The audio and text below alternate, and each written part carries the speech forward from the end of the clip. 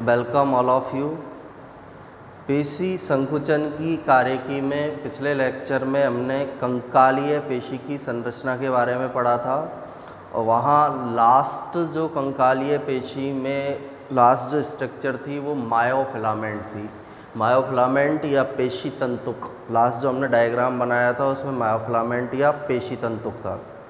अब इस मायोफिलामेंट या पेशी तंतुक की स्ट्रक्चर संरचना को हमें आगे पढ़ना है कि इसकी सूक्ष्म संरचना किस तरह की होती है, इसकी अल्ट्रा स्ट्रक्चर पेशी तंतुक की, मायोफाइब्रिल की किस तरह की पाई जाती है, मायोफिलामेंट की किस तरह की सूक्ष्म संरचना पाई जाती है, उसके बारे में हमें स्टडी करना है। तो मायोफिलामेंट की जब डिटेल स्टडी की गई तो इसके अंदर हमें दो तरह के फिलामेंट या तंतु दिखाई देते हैं। इसकी डिटेल स्टडी करने पर इसमें दो फिलामेंट दिखाई देंगे। फर्स्ट फिलामेंट को बोला जाता है एक्टिन तंतु। एक्टिन तंतु, पतले तंतु,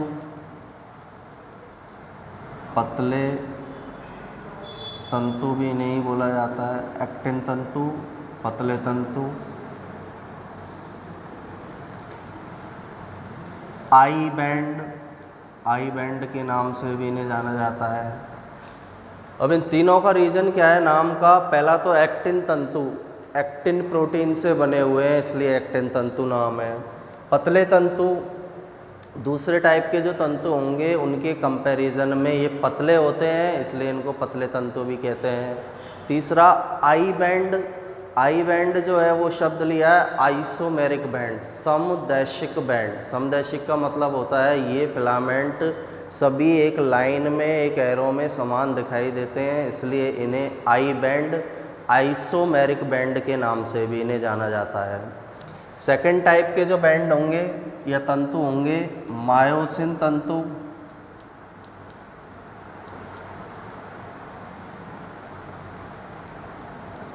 या मोटे तंतु, या ए बैंड। सेकेंड टाइप के जो बैंड हैं उन्हें मायोसिन तंतु, मोटे तंतु या ए बैंड के नाम से जाना जाता है। मायोसिन से बने हुए हैं इसलिए मायोसिन तंतु, इनके कंपैरिजन में मोटे हैं इसलिए मोटे तंतु। ए बैंड का मतलब है एन आइसोमेरिक बैंड या विषमदैशिक बैंड। इनकी जो है जो पोजीशन है वो समान नहीं होती है, ये समान नहीं दिखाई देते हैं इसलिए इन्हें हम A band, an isomeric band के नाम से जानते हैं। और इन दोनों के मिलने से कौन सी स्ट्रक्चर का फॉर्मेशन होता है? मायोफिलामेंट स्ट्रक्चर का फॉर्मेशन होगा। अब इसे हम सिंपल डायग्राम से समझें किस तरह के बैंड पाए जाएंगे। जैसे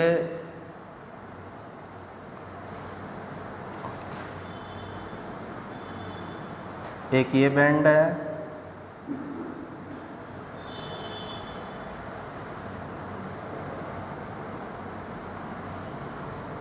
दूसरा ये बैंड है, फिर ये बैंड,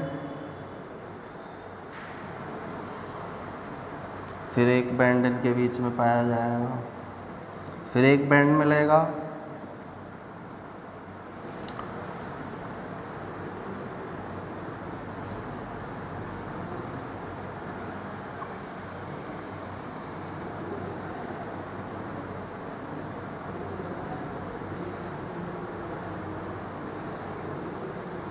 इस तरह से इनकी पोजीशन होती है। पतले वाले जो बैंड हमें दिखाई दे रहे हैं इन्हें हम आई बैंड कहते हैं। ये कौन से बैंड कहलाएंगे? I band. मोटे वाले जो बैंड दिखाई दे रहे हैं इन्हें किस नाम से जाना जाता है? ए बैंड के नाम से, ए बैंड। तो दो प्रकार के तंतुओं से मिलकर मायोफिलामेंट का निर्माण होता है। फर्स्ट टाइप के बैंड है आई बैंड, एक्टिन बैंड, पतले तंतु। दूसरे टाइप के बैंड है ए बैंड, मोटे तंतु, मायोसिन तंतु, N isomeric band, isomeric band, समदैशिक बैंड इन्हें बोलेंगे, विषमदैशिक बैंड इन्हें बोला जाता है।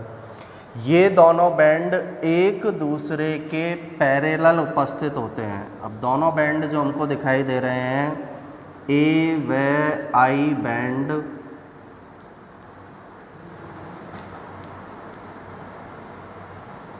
एक दूसरे के समानांतर व्यवस्थित होते हैं, एक दूसरे के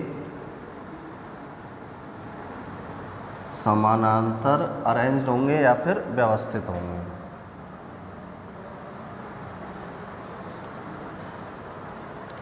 तो ये मायोफिलामेंट की स्ट्रक्चर है जिसमें दो तरह के बैंड आई बैंड और ए बैंड हमें दिखाई देते हैं। इसके बाद जो आई बैंड है और ए बैंड है उनके अंदर भी कुछ विशेष टाइप की स्ट्रक्चर पाई जाती है। जैसे एक जेड लाइन इनके अंदर पाई जाएगी, जेड रेखा प्रेजेंट होगी आई बैंड के अंदर या एक्टिन बैंड के अंदर, एक्टिन तंतुओं के अंदर। मायोसिन जो तंतु है उनके अंदर एक एम लाइन होती है, एक एच जॉन होता है, एक एच क्षेत्र होता है, उसके बारे में हमें पढ़ना है। एक सार्कोमियर यूनिट होती है, पेशी संकुचन की जो क्रियात्मक इकाई है उसे सार्कोमियर कहते हैं। तो सार्कोमियर पढ़ना है कि सार्कोमियर क्या होता है। उसके बाद ये जो मायोफिलामेंट है इसकी स्ट्रक्चर हमारी कंप्लीट हो गई। अभी ध्यान ये रखना है मायोफिलामेंट जो है दो प्रकार के तंतुओं से बना है, एक्टिन तंतु, मायोसिन तंतु। इस तरह से अरेंज होते हैं, ए और आई बैंड एक दूसरे के समानांतर इस तरह से व्यवस्थित होंगे। अब जो आई बैंड है एक्टिन तंतु हैं या पतले तंतु हैं, आई बैंड एक्टिन तंतु या पतले तंतु जो हैं, तो दो आई बैंड के बीच में एक रेखा पाई जाती है, एक लाइन पाई जाती है जिसे बोला जाता है जेड लाइन। दो आई बैंड के बीच में पाई जाने वाली रेखा जो दो आई बैंड को या एक्टिन तंतुओं को आपस में जोड़कर रखती है, उस रेखा को या उस लाइन को बोला जाता है जेड लाइन। इसी तरह से मायोसिन जो बैंड तंतु हैं, मोटे तंतु या ए बैंड जो है, इनके बीच में सेंटर वाले पार्ट से एक लाइन निकलती है जिसे एम लाइन बोला जाता है। एम लाइन या एम रेखा के नाम से उसे जाना जाता है। तो इनकी स्ट्रक्चर किस तरह की होती है, एक्टिन तंतुओं के बीच जो स्ट्रक्चर पाई जाएगी, एक्टिन वाले तंतुओं की फिलामेंट की हम बात करें, इस तरह की स्ट्रक्चर इसमें प्रेजेंट होती है। जैसे ये एक्टिन तंतु है, ये दूसरा एक्टिन तंतु, इस तरह से एक्टिन तंतु पाए जा रहे हैं। ये एक्टिन फिलामेंट्स पाए जा रहे हैं, एक्टिन तंतु प्रेजेंट है। इन एक्टिन तंतुओं को जोड़कर रखने के लिए एक लाइन पाई जाती है,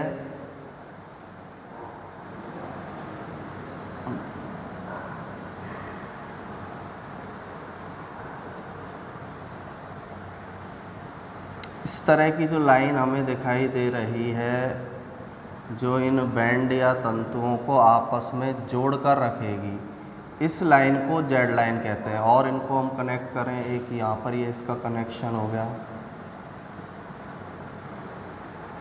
यहाँ पर ये कनेक्ट हो गई।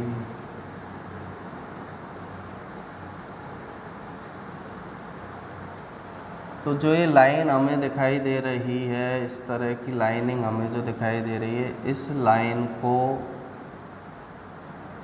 जेड लाइन के नाम से जाना जाता है। दो आई बैंड के बीच, ये वाला आई बैंड,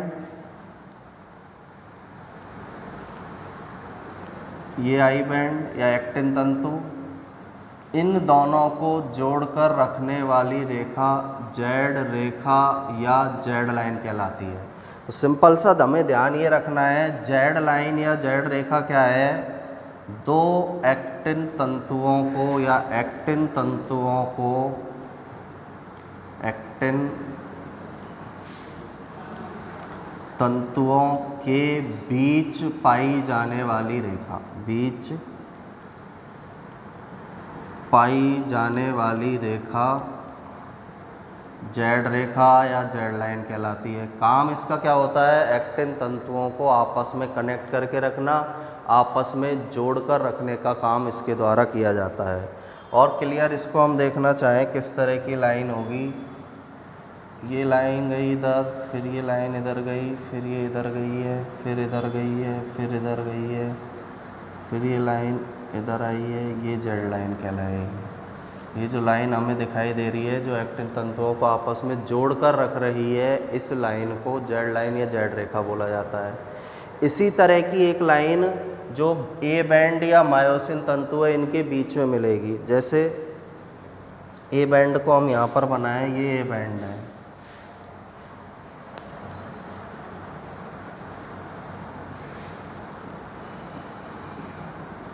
इस तरह से ये बैंड पाए जा रहे हैं, मायोसिन तंतु पाए जा रहे हैं। इन मायोसिन तंतुओं के बीच से एक रेखा निकलती है, इस लाइन को एम रेखा कहा जाता है। ये जो लाइन है इसे एम रेखा, और ये कौन से फिलामेंट है, मायोसिन तंतु या ए बैंड वाले फिलामेंट है। तो दोनों एम रेखा क्या है, एम रेखा को हम बोल सकते हैं मायोसिन तंतुओं के बीच में पाई जाने वाली रेखा। मायोसिन तंतुओं के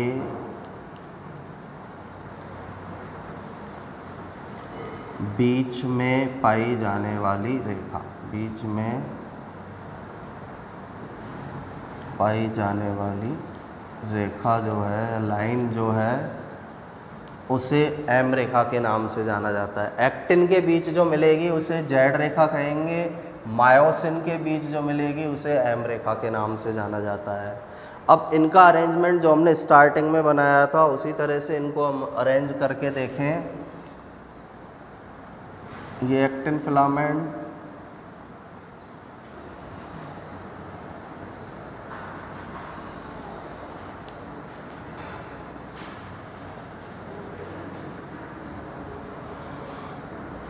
ये हमने बना दिए एक्टिन तंतु, एक्टिन फिलामेंट। इनके बीच में कौन से फिलामेंट पाए जा रहे हैं, मायोसिन वाले फिलामेंट।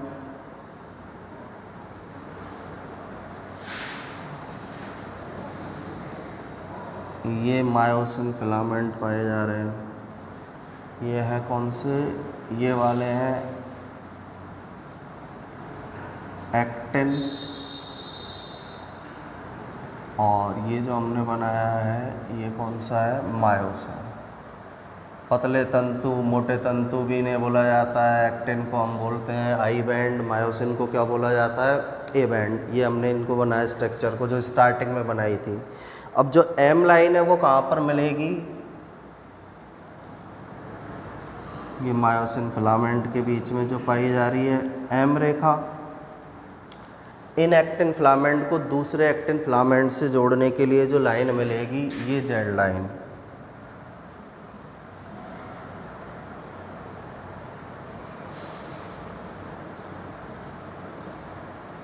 ये जो लाइन है जेड रेखा, ये वाली भी कौन सी लाइन है, जेड लाइन या फिर जेड रेखा। इससे जो इस वाली जेड रेखा है, जेड लाइन है, इससे दूसरा जो जुड़ा हुआ होगा एक्टिन फिलामेंट इस तरह से जुड़ा रहेगा। अगला जो इसकी इकाई होती है सार्कोमियर, वो इससे जुड़ी रहती है। इन वाले से यहाँ पर अगले एक्टिन फिलामेंट जो है वो जुड़े हुए रहेंगे इस तरह से। तो ये हमारे actin filament, myosin filament, myosin के बीच से जो लाइन निकलेगी एम रेखा, एक्टिन के बीच से जो लाइन निकलेगी उसे किस नाम से जाना जाता है, जेड रेखा के नाम से इसे जाना जाता है। अब इसके अंदर सामान्य अवस्था जब है, जब पेशी का कॉन्ट्रैक्शन नहीं हुआ है, संकुचन नहीं हुआ है, तो हमें क्या दिखाई दे रहा है, जो एक्टिन फिलामेंट हैं मायोसिन फिलामेंट को कवर नहीं किए हुए हैं। एक ऐसा क्षेत्र है जहाँ पर एक्टिन फिलामेंट पूरी तरह से मायोसिन को कवर करके नहीं रखा हुआ है उन्होंने। इस क्षेत्र को, ये वाला जो क्षेत्र हमें दिखाई दे रहा है,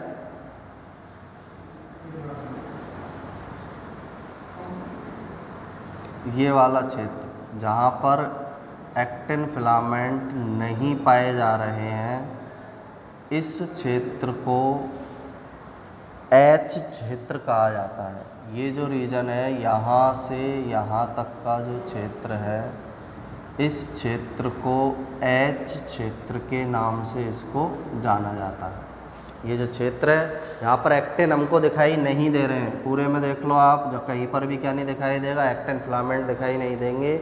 सामान्य अवस्था में जो मायोसिन तंतु है उनके कॉर्नर को एक्टिन फिलामेंट ढकता है। ये कॉर्नर वाला हिस्सा इसको ढक लिया, इधर ढक लिया, इसको ढक लिया, इधर इसको इधर ढका है। सामान्य अवस्था के अंदर जो एक्टिन फिलामेंट है मायोसिन को ढककर नहीं रखते हैं। जो भाग ढका हुआ नहीं होगा, मायोसिन तंतुओं का जो भाग ढका हुआ नहीं होगा, उसे एच क्षेत्र के नाम से जाना जाता है। उस रीजन को, उस क्षेत्र को हम एच क्षेत्र कहते हैं। और दो जेड लाइन के बीच का जो पूरा भाग है, ये दो जेड लाइन हमको दिखाई दे रही है, एक जेड लाइन ये है, एक जेड लाइन ये है, इनके बीच का जो पूरा पार्ट है, ये जेड लाइन एक, ये दूसरी जेड लाइन, इनके बीच का जो हिस्सा है इसे सार्कोमियर कहा जाता है। ये जो हिस्सा है दो जेड लाइन के बीच में जो हिस्सा पाया जा रहा है, इस हिस्से को सार्कोमियर कहते हैं। सार्कोमियर पेशी संकुचन की क्रियात्मक इकाई होती है, यानी जो पेशी का कॉन्ट्रैक्शन होगा, संकुचन होगा, उसकी एक यूनिट या इकाई कौन सी होती है? सार्कोमियर। सार्कोमियर क्या है? जब पेशी कॉन्ट्रैक्ट करती है तो क्या होगा, ये एक्टिन फिलामेंट इधर दबते हैं, इस साइड दबेंगे, और ये एक्टिन फिलामेंट आगे की ओर आकर मायोसिन फिलामेंट के इस एच क्षेत्र को क्या कर देते हैं? कम। दो फिलामेंट है, दो तंतु है, जब संकुचित होंगे तो इस तरह से आते हैं, इस तरह से जब आएंगे बीच का जो एच जोन है वो कम हो जाएगा। तो दो जो जेड रेखाएं हैं उनके बीच का भाग सार्कोमियर कहलाता है पेशी तंतुक में। और सार्कोमियर जो है पेशी संकुचन की फंक्शनल यूनिट है या क्रियात्मक इकाई होती है। तो ये पेशी तंतुक की हमने अल्ट्रा स्ट्रक्चर या सूक्ष्म संरचना के बारे में पढ़ा है। एक बार मैं इसको फिर से रिवाइज कर देता हूँ। पेशी तंतुक या मायोफिलामेंट जो है उसकी स्ट्रक्चर को जब हम देखेंगे तो उसके अंदर हमें दो तरह के बैंड दिखाई देते हैं, एक्टिन तंतु, पतले तंतु, या फिर उन्हें तीसरे किस नाम से जाना जाता है? I band. आई का मतलब होता है आइसोट्रॉपिक बैंड, समदैशिक बैंड। समान रूप से जो दिखाई दे रहे हैं इसलिए इनको क्या बोला है? समदैशिक बैंड इनको बोला गया है। सेकंड वाले बैंड होते हैं मायोसिन बैंड, मोटे तंतु दिखाई दे रहे हैं, मोटे हैं। तीसरा इनका नाम होता है एन आइसोट्रॉपिक बैंड या ए बैंड, विषमदैशिक बैंड। इनकी जो अरेंजमेंट है इनके कंपैरिजन में विषमदैशिक रूप से असमान रूप से पाए जा रहे हैं, इसलिए इनको क्या नाम दिया गया? विषमदैशिक बैंड। इसके बाद ए बैंड की जब हम स्ट्रक्चर की, ए और आई बैंड दोनों एक दूसरे के पैरेलल व्यवस्थित हैं। ए बैंड, आई, ये वाला आई बैंड, ए बैंड, फिर आई बैंड, फिर ए बैंड। यहाँ पर मैं लिख दूँ आप लोगों को, ये वाला कौन सा है? I band. फिर क्या पाया जा रहा है? ये है ए बैंड। फिर दोबारा क्या मिला हमको? आई बैंड, फिर ए बैंड। तो इस तरह से पैरेलल पाए जा रहे हैं, एक दूसरे के समानांतर रूप से व्यवस्थित होते हैं। आई ए, इस तरह से व्यवस्थित होकर ये मायोफिलामेंट का फॉर्मेशन करेंगे। आई बैंड के अंदर जब हम स्ट्रक्चर देखेंगे एक्टिन तंतुओं के अंदर, तो दो एक्टिन तंतुओं को जोड़कर रखने वाली एक रेखा पाई जाती है, उसे जेड लाइन कहते हैं। जो हमने ये बना रखी है जेड लाइन है। दो एक्टिन तंतु, ये फर्स्ट एक्टिन तंतु, ये सेकंड एक्टिन तंतु, इन दोनों को जोड़कर रखने वाली जो रेखा है ये, इसको किस नाम से जाना जाता है? जेड लाइन या जेड रेखा के नाम से। मायोसिन फिलामेंट में जो रेखा पाई जा रही है ये मायोसिन है। इनके अंदर जो ये लाइन दिखाई दे रही है, इस लाइन को किस नाम से जाना जाता है? एम रेखा के नाम से इसे जाना जाता है। सामान्य अवस्था में एक्टिन जो तंतु है मायोसिन तंतुओं के केवल किनारों पर मिलेंगे। मायोसिन का बीच का भाग क्या रहता है? बिना ढका हुआ रहता है। ये बिना ढका हुआ भाग है, ये पूरा भाग हमको दिखाई दे रहा है, ये पूरा बिना ढका हुआ भाग है। इस बिना ढके हुए भाग को या अनावरित भाग को एच क्षेत्र के नाम से जाना जाता है। एच क्षेत्र ऐसा क्षेत्र है जब पेशी कॉन्ट्रैक्ट नहीं कर रही है, संकुचित नहीं हो रही है, तो एक हिस्सा मायोसिन का फ्री रहेगा सेंट्रल वाला, उसे हम एच क्षेत्र कहेंगे। एच क्षेत्र के बाद जो दो जेड लाइन है, दो लगातार जो जेड लाइन है, इस तरह की बहुत सारी जेड लाइनें मिलती है मायोफिलामेंट में। तो दो लगातार जेड लाइनों के बीच का जो क्षेत्र, एक जेड लाइन ये है, दूसरी जेड लाइन ये जेड रेखा ये है, इसके बीच का क्षेत्र जो है सार्कोमियर कहलाता है। और सार्कोमियर संकुचन की क्रियाशील इकाई या क्रियात्मक इकाई होता है। कॉन्ट्रैक्शन जब होगा संकुचन इस क्षेत्र के अंदर होगा। जब संकुचन होगा एक्टिन तंतु इधर खिसकेंगे, ये एक्टिन तंतु मायोसिन जो तंतु है इनके ऊपर की तरफ खिसकते हैं, जिससे जो एच क्षेत्र है उसका मान, पहले जैसे एच क्षेत्र इतना था, एक्टिन तंतु से खिसकेंगे तो इसका जो मान है या एच क्षेत्र जो है वो कम हो जाता है। तो एच क्षेत्र कम हो जाता है, संकुचन जब होगा तो एच क्षेत्र जो है वो कम हो जाएगा। पहले ये कंडीशन है, ये इधर किसके, तो एच क्षेत्र की जो जगह दिखाई दे रही है वो जगह क्या हो जाती है, कम हो जाती है। तो ये मायोफिलामेंट या पेशी तंतु की सूक्ष्म संरचना है। इसके बाद हमें पढ़ना है जो एक्टिन और मायोसिन, या दो शब्द हमने काम में लिए हैं, एक एक्टिन दूसरा मायोसिन। इन्हें हम बोल सकते हैं संकुचनशील प्रोटीन, क्योंकि संकुचन की क्रिया में काम आ रहे हैं। तो एक्टिन जो है उसकी स्ट्रक्चर किस तरह की होती है, और मायोसिन जो है, दोनों संकुचनशील प्रोटीन है, इन दोनों की स्ट्रक्चर या संरचना किस प्रकार की होती है। तो संकुचनशील प्रोटीन की स्ट्रक्चर या संरचना को हमें आगे स्टडी करना है, आगे पढ़ना है। दूसरा एक पॉइंट इसमें याद रखना है, जब हमने कंकालीय पेशी स्टार्ट की थी तो हमने बोला था उन्हें रेखित पेशी। रेखित पेशी क्यों नाम दिया था, क्योंकि उनमें लाइनिंग दिखाई देती है। तो जो लाइनिंग या रेखाएं कंकालीय पेशी में दिखाई दे रही है वो इन बैंड के कारण, आई बैंड और ए बैंड के कारण दिखाई देती है। तो पूरी जो कंकालीय पेशी है उसमें इस तरह की, जैसे कंकालीय पेशी है, इसके अंदर इस तरह की बैंडिंग संरचना मिल रही है, आई बैंड मिल रहे हैं। फिर कौन से बैंड पाए जा रहे हैं इनके कंपैरिजन में, थोड़े मोटे, मायोसिन। फिर एक आई बैंड मिल रहा है, फिर कौन सा मिल रहा है, मायोसिन बैंड मिल रहा है। तो इन बैंडों की उपस्थिति के कारण या एक्टिन और मायोसिन बैंड की उपस्थिति के कारण ही कंकालीय पेशी रेखित दिखाई देती है। उसके रेखित दिखाई देने का कारण एक्टिन तंतु, मायोसिन तंतु या आई बैंड और कौन से बैंड होते हैं, ए बैंड होते हैं। तो यहाँ पर इसकी जो सूक्ष्म संरचना है मायोफिलामेंट की ये कंप्लीट है। हम आगे संकुचनशील प्रोटीन की स्ट्रक्चर को पढ़ेंगे। तो अभी हमने जो मायोफिलामेंट है उसकी या पेशी तंतु की सूक्ष्म संरचना को पढ़ा, और हमें संकुचनशील जो प्रोटीन है उसकी संरचना को पढ़ना है। संकुचनशील प्रोटीन कौन से हैं, एक एक्टिन दूसरा मायोसिन। दो तंतु काम में आ रहे थे, वहाँ पर जो कॉन्ट्रैक्शन की क्रिया है, संकुचन की जो क्रिया है, उसके अंदर दो प्रकार के तंतु काम में आते हैं, एक्टिन और मायोसिन। ये हम पीछे पढ़ चुके हैं मायोफिलामेंट के अंदर। एक्टिन की संरचना किस तरह की है, मायोसिन की संरचना किस तरह की है, उसकी अब हमें स्टडी करनी है। सबसे पहले हमको पढ़ना है संकुचनशील प्रोटीन की संरचना में दो की स्ट्रक्चर हमको पढ़नी है। सबसे फर्स्ट तो है एक्टिन की संरचना, जो एक्टिन तंतु है उसकी स्ट्रक्चर को पढ़ना है। दूसरा इसके अंदर हमें किसकी स्ट्रक्चर को पढ़ना है, मायोसिन की संरचना, मायोसिन की संरचना। फर्स्ट हम पढ़ेंगे एक्टिन, नेक्स्ट पढ़ेंगे मायोसिन।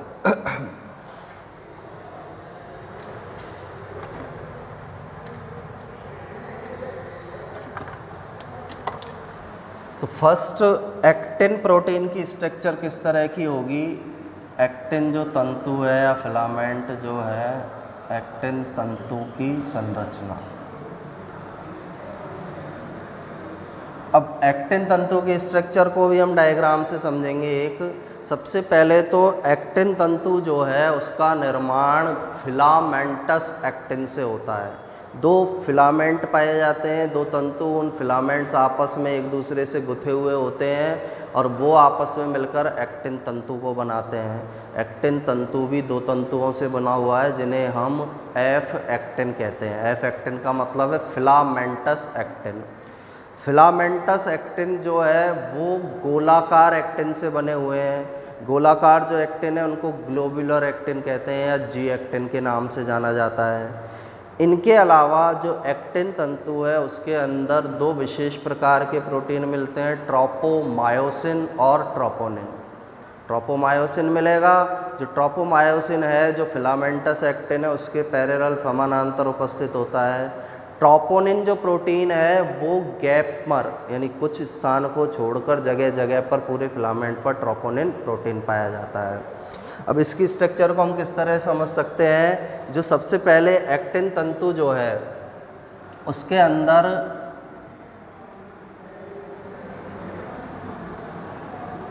इस तरह के दो फिलामेंट पाए जा रहे हैं।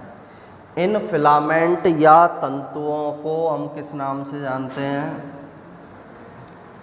F actin. इन्हें क्या बोलेंगे? F actin. एफ एक्टिन का मतलब है फिलामेंटस एक्टिन। फिलामेंटस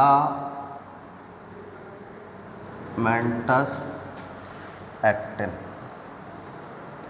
एफ इसलिए लिया है, यहाँ से कौन सा वर्ड ले लिया हमने? एफ वर्ड ले लिया। फिलामेंटस एक्टिन है, फिलामेंटस एक्टिन है इसलिए इसको एफ एक्टिन बोला।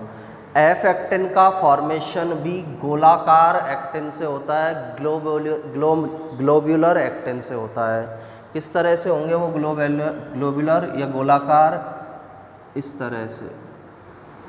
ये ग्लोब्यूलर एक्टिन होते हैं जो आपस में मिलकर किसका फॉर्मेशन कर देते हैं?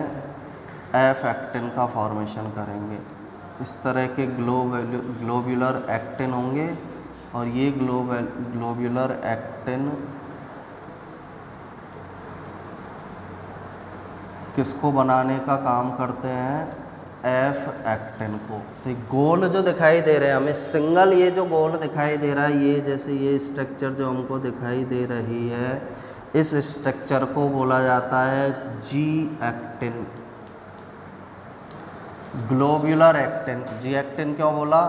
ग्लोब्यूलर एक्टिन, पूरा नाम इसका ये है ग्लोब्यूलर एक्टिन। इसको ग्लोब्यूलर एक्टिन के नाम से जाना जाता है। पहला फिलामेंटस था। जी एक्टिन, बहुत सारे जी एक्टिन आपस में जुड़े, उन्होंने किसको फॉर्म किया है? एफ एक्टिन को फॉर्म किया है। तो फर्स्ट टाइप के ये एफ एक्टिन मिले। एफ एक्टिन को बनाने वाले एक्टिन है ग्लोब्यूलर एक्टिन या जी एक्टिन।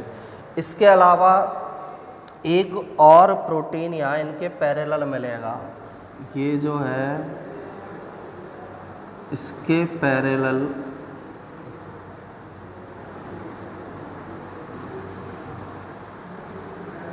इस तरह से एक और प्रोटीन पाया जा रहा है।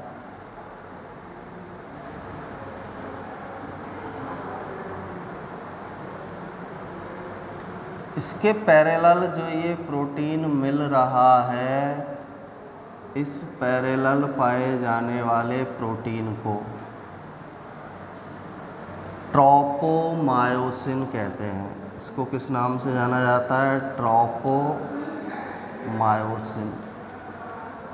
ये जो एफ एक्टिन है आपस में गुथे हुए हैं, इनके पैरेलल जो एक प्रोटीन और मिलता है एक्टिन तंतु की स्ट्रक्चर में, उसे बोला जाएगा ट्रोपोमायोसिन। ये जो हमने बनाया है ये कौन सा है? ट्रोपोमायोसिन है। ये ट्रोपोमायोसिन हमको दिखाई दे रहा है। अब ट्रोपोमायोसिन के ऊपर भी एक विशेष प्रकार के प्रोटीन पाए जाते हैं विशेष स्थानों पर। जैसे हमने एक ये बना दिया, यहाँ पर बना दिया। इन प्रोटीन्स को बोला जाता है ट्रोपोनिन। ये जो प्रोटीन्स हमने बनाए ये कौन से हैं? Troponin protein. ट्रोपोनिन प्रोटीन क्या करते हैं? एक तरह से ट्रोपोमायोसिन को स्टेपल करने का काम करते हैं। जैसे हम पिंच का यूज करते हैं, बहुत सारे कागज़ को जोड़ना है तो पिंच का यूज करते हैं स्टेपल का, उसका काम करेंगे। इस ट्रोपोमायोसिन को इन एफ एक्टिन पर स्टेपल करके रखते हैं, जोड़ कर रखते हैं। और जब ये ट्रोपोनिन जोड़ कर रखते हैं तो इनके कारण जो ट्रोपोमायोसिन इसको कवर करेगा एफ एक्टिन को, और ट्रोपोमायोसिन जब इसको पूरी तरह ढककर रखेगा तो जो एक्टिन के मायोसिन से जुड़ने वाले स्थल है, एक्टिन मायोसिन के जो बाइंडिंग स्थल है जो एक्टिन प्रोटीन पर प्रेजेंट है, वो ढके रहते हैं। सामान्य अवस्था में ट्रोपोनिन इसको स्टेपल करके रखेगा, ट्रोपोमायोसिन को इससे जोड़े रखेगा, ये इससे जुड़ा रहेगा। इससे जुड़े रहने के कारण जो एक्टिन प्रोटीन के सक्रिय स्थल है, जहाँ पर मायोसिन आके जुड़ेगा और पेशी का संकुचन होगा, वो सक्रिय स्थल बंद रहते हैं। तो ये 4 प्रोटीन के बारे में हमें इसके अंदर याद रखना है। इसमें सबसे पहला मैंने बताया है एफ एक्टिन।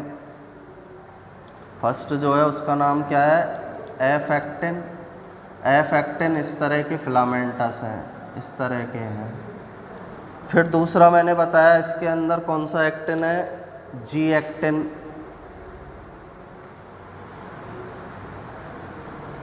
जी एक्टिन क्या है? इन फिलामेंट को बनाने वाली इकाई है। जैसे ये एक जो है, इसको बनाने में इस तरह से बहुत सारे जी एक्टिन काम में आते हैं। तो इन फिलामेंट्स को बनाने वाली इकाई है, इस तरह के जी एक्टिन होते हैं। जी एक्टिन आपस में मिलकर किसका फॉर्मेशन करते हैं? एफ एक्टिन का। तीसरा इसके अंदर मैंने कौन सा बताया? ट्रोपोमायोसिन। तीसरा इसके अंदर है ट्रोपोमायोसिन।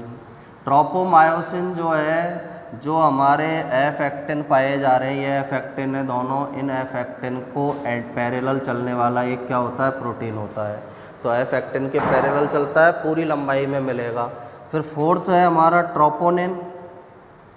अब ट्रोपोनिन जो है ट्रोपोमायोसिन के लिए एक स्टेपलर का काम करता है। इन जो एफ एक्टिन है, इन पर ट्रोपोमायोसिन को जोड़े रखने का काम करता है।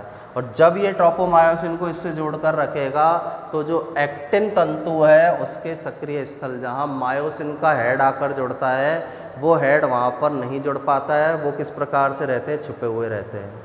जब संकुचन की क्रिया होगी, ट्रोपोनिन को हटाया जाएगा, कैल्शियम आयनों के द्वारा इनको हटाया जाएगा, एक्टिव साइड ओपन हो जाएगा, मायोसिन का जो शीर्ष है या हेड है वो इस पर जुड़ेगा और वो इसको आगे की तरफ खींचेगा, उससे कॉन्ट्रैक्शन की क्रिया होगी, जिसे हम पेशी संकुचन की क्रियाविधि में पढ़ेंगे। तो अभी ये 4 प्रोटीन के बारे में हमें इसके अंदर याद रखना है। एक्टिन तंतु की संरचना इस प्रकार की पाई जाती है। सेकेंड जो स्ट्रक्चर है, मायोसिन तंतु की संरचना। जो मायोसिन प्रोटीन से बने तंतु हैं, उन्हें बोलते हैं मायोसिन तंतु। तो मायोसिन तंतु की संरचना या स्ट्रक्चर किस तरह की होती है, उसके बारे में इसमें पढ़ना है। मायोसिन जो तंतु है, फिलामेंट है, उसकी स्ट्रक्चर किस तरह की होगी?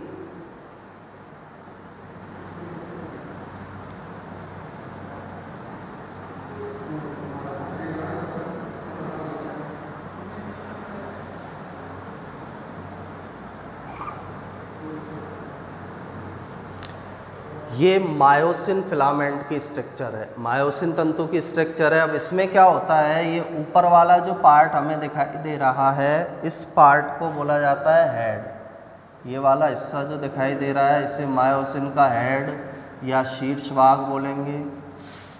नीचे वाला जो हिस्सा है हेड, ये नीचे वाला जो हिस्सा है, इसे क्रॉस आर्म बोला जाता है, क्रॉस भुजा बोला जाता है। ये जो क्रॉस भुजा है, जब क्रॉस ब्रिजेज बनते हैं, क्रॉस ब्रिज का फॉर्मेशन होगा पेशी संकुचन की क्रियाविधि में, तो क्रॉस ब्रिज को बनाने में सहायक होती है। तीसरा ये वाला जो हिस्सा दिखाई दे रहा है, इसे टैल के नाम से जाना जाता है। इसे क्या बोलेंगे हम? टैल, या पुच्छ वाला हिस्सा, पूंछ वाला हिस्सा इसे हम बोल सकते हैं, टैल या पुच्छ इसे बोला जाता है। तो 3 पार्ट के अंदर हम मायोसिन की स्ट्रक्चर को डिवाइड कर सकते हैं। एक हेड, ऊपर वाला पार्ट इसका हेड कहलाएगा, शीर्ष भाग कहलाएगा। नीचे जो हिस्सा दिखाई दे रहा है, इसे हम क्रॉस आर्म या क्रॉस भुजा कहते हैं। तीसरा जो हिस्सा यहाँ पर हमें दिखाई दे रहा है, इसे हम किस नाम से जानते हैं? टैल या पूंछ के नाम से इसे जाना जाता है। अब जो शीर्ष भाग है, उस शीर्ष भाग के अंदर यहाँ पर ऊपर की ओर इस जगह पर एक्टिन से जुड़ने वाले स्थल मिलेंगे, इन्हें बोलेंगे एक्टिन बंधनकारी स्थल या एक्टिन बाइंडिंग स्थल। एक्टिन बाइंडिंग स्थल इसके हेड पार्ट में या शीर्ष भाग के अंदर पाए जा रहे हैं। इसी तरह से यहाँ पर नीचे की और एक स्थल पाए जाते हैं। इन स्थलों को एटीपी बाइंडिंग स्थल के नाम से जाना जाता है। इन्हें बोला जाता है एटीपी बाइंडिंग स्थल, ये एटीपी बाइंडिंग स्थल। तो दो तरह के स्थल हेड पार्ट में प्रेजेंट हैं। पहले वाले स्थल को बोलेंगे एक्टिन बाइंडिंग स्थल, जिससे ये जो मायोसिन फिलामेंट या तंतु है एक्टिन से जुड़ेगा। दूसरा वाला जो स्थल है उसे क्या बोला जाता है, एटीपी बाइंडिंग स्थल, जिससे इस मायोसिन से एटीपी जुड़ेगा। क्योंकि जब पेशी का कॉन्ट्रैक्शन होगा तो कॉन्ट्रैक्शन की प्रोसेस में एटीपी की ज़रूरत नहीं होती है, ये जब मूवमेंट करेंगे तब नहीं होगी, लेकिन एक्टिन से हटने में इन्हें ऊर्जा की ज़रूरत होगी और उस ऊर्जा को वो एटीपी से प्राप्त करेंगे। वो एटीपी इनके एटीपी बाइंडिंग स्थल पर अटैच होती है, आकर जुड़ती है। तो दो तरह के स्थल किस पार्ट के अंदर पाए जा रहे हैं, हेड या शीर्ष पार्ट के अंदर। हेड पार्ट को हम हैवी मीरोमायोसिन भी कहते हैं। जो हेड वाला पार्ट है या शीर्ष वाला भाग है, इसे HMM कहा जाता है, हैवी मीरोमायोसिन। हैवी मीरोमायोसिन के नाम से भी इसे जाना जाता है। और जो टेल वाला पार्ट है, पूंछ वाला जो हिस्सा हमें दिखाई दे रहा है, पुच्छ वाला जो हिस्सा है, इसे LMM, लाइट मीरोमायोसिन कहा जाता है। इसे किस नाम से जाना जाता है, लाइट मीरोमायोसिन। दोनों नाम याद रखने, HMM heavy meromyosin, LMM light meromyosin. ये वाला जो हिस्सा है हेड वाला पार्ट, ये कहलाता है HMM। नीचे वाला जो टेल वाला पार्ट है उसे LMM के नाम से इसे जाना जाता है। तो मायोसिन फिलामेंट या मायोसिन तंतु की स्ट्रक्चर है।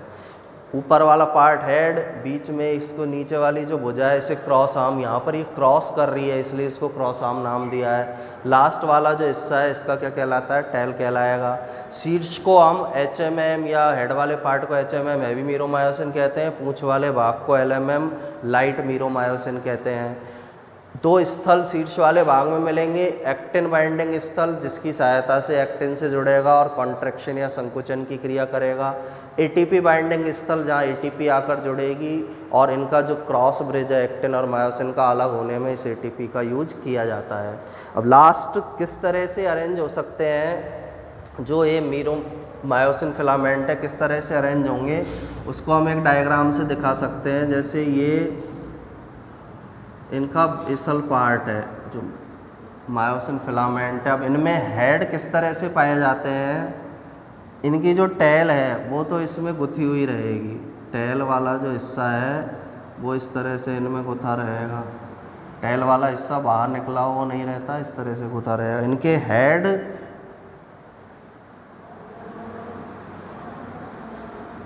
इस तरह से, इनके हेड इसमें से निकले रहते हैं।